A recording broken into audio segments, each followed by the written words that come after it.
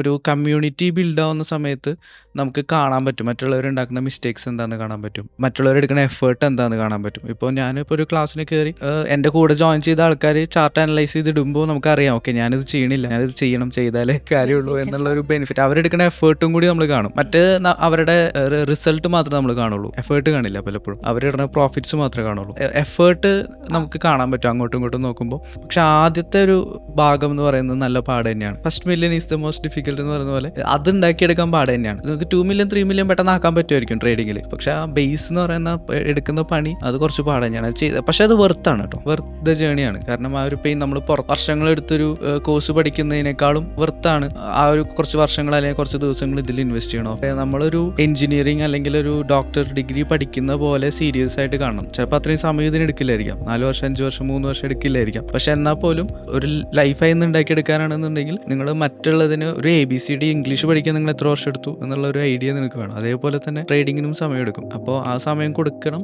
And അത് മറ്റേത് കാര്യം പഠിക്കുന്നതിനേക്കാളും വെർത്താണ് ഇന്നത്തെ കാലത്ത് ഫിനാൻസ് സെറ്റ് ചെയ്യുക എന്നുള്ളത്.